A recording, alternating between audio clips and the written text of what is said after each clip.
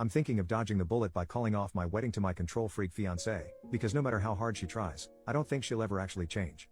My fiancée, 34F, and I, 32M, were dating for about 8 months before we decided to get engaged because things were going so well. I felt like she was my person, she felt the same, I did great with the kids, and we were both only getting older. We're supposed to get married in December, but I don't want to anymore. I moved in about a month ago to save money in the name of trying to pay off as much debt before the wedding as possible, so we can buy a house soon after. This is when everything changed, I feel, for the worse. She instantly wanted a joint bank account. I didn't want it because I felt it'd turn into a control situation, and it has. When I told her I didn't want to, she said, well, maybe we shouldn't get married then. She controls every bit of the money and everything else down to what I eat. I have to ask to spend $4 on medicine when I'm fighting a sinus infection. We aren't hurting for money. I make $75K after taxes. Backstory on my health. I have had ulcerative colitis since I was 20, and had my colon removed when I was 25. I literally have to eat more than I used to because I don't absorb everything like a normal person. She gets mad at how much I eat. I have to sneak food at work. I've tried to explain it to her and so has her mom, but she doesn't get it still. She tells me I have to work at least 70 hours a week Monday through Friday and what I can on Saturdays when we don't have the kids, so we have extra. We don't have any kids together. She has 3 kids from her previous marriage. I don't spend money on anything. I use my personal money so I have the amount of food I need. This was a fight to get what food I do have for work. Proper nutrition and rest, which if I want to sleep in, I get fussed, are super important due to my health. If I mistakenly take something that was for the kids, I get in big trouble. Even if it just cost $1. Or even if I don't take some leftovers to work that I try to leave for others so I'm not greedy, I get blamed for wasting food even though she didn't tell me to take it and has yelled at me for taking too much. So damn if I do, damned if I don't, right? She shows little to no affection. I work 12 hours on my short days, and around 15 on my long days. I only have 1 or 2 short days a week. I'd like to feel wanted and desired when I come home. But I feel nothing. I don't ever get a hug, kiss, or any kind of excitement when I get home after a long day. Some of the long days mean I don't see her for 2 or 3 days at a time. There's no sort of excitement, just what more can you do around the house? Hell, I've even gotten in trouble for sitting down for 10 minutes when I got home one day because I need to use my time better. I take care of everything around the house, such as yard work, home repairs, doing everything else when no one feels like it. Heaven forbid me if I forget to do one thing after a long day. Getting help from the kids is a chore. I'm feeling used and much like I'm just here to give money, do as much as I can, and if I bring something up, it gets turned back on me. Am I crazy for not wanting to go through with this? We already had a talk about how I can't live like this, and it was good for a couple days, then back to the regularly scheduled program. So I don't feel like anything will ever change, ever.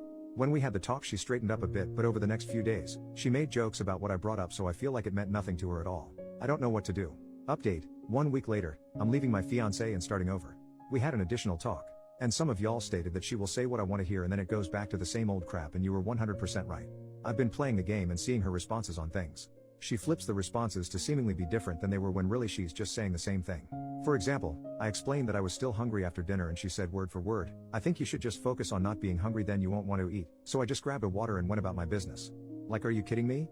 Right after we had the discussion about my body and my condition. Anyway, I've got a plan together. I won't be able to enact this plan till Friday next week. The car we got is in both of our names, but I'm only on the loan as a cosigner.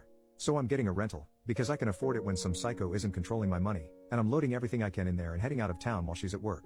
I'll be going to my parents in the next state over. She won't be able to find me, which is good.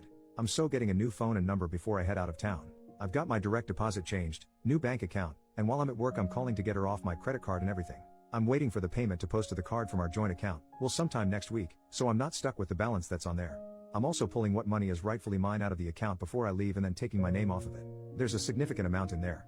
I'm cutting my losses on what I've already paid towards the wedding and everything else. I don't want that money to taint my new money. I'm expecting her to freak the hell out and blow my phone up, but I don't care. Just getting my plan together has been so liberating. On my way to my parents, I'm meeting a really good friend of mine, who's been here through this whole process, for lunch. Then on to my parents. I haven't even told my parents yet, so they don't know. I've got all these crazy ideas of things I want to do and will finally be able to do once I'm out, and it feels so damn good. I can't wait. I don't know if I'm more anxious to get back to who I was, or more anxious about her reaction. Either way, I don't care. I have to go. Final update, 8 more days later, a few have already asked for updates, so here it goes. I am out, and free, and I feel great. I left early in the morning with as much stuff as I could. I went to the next town over and sat in the parking lot waiting for the rental place to open so she wouldn't have a chance of browsing around town before work and find me. Before I got the rental, I got all my money out as well. After getting the rental I went back to the house to get more stuff. She had I guess gotten the hint and locked me out of the house. But I got all my important and expensive stuff out, so that's good. I went back to the bank, and got a printout of all the transactions from the joint account, and I was immediately pissed off. I had to ask for medicine, but there were so many Amazon charges for going out to eat, transfers of money to different accounts and everything. But I had to ask to spend $4 on medicine for a sinus infection. It looks like she was transferring money so I couldn't track it all. I gave the printout to my friend so she can get me a spreadsheet together to track everything easier.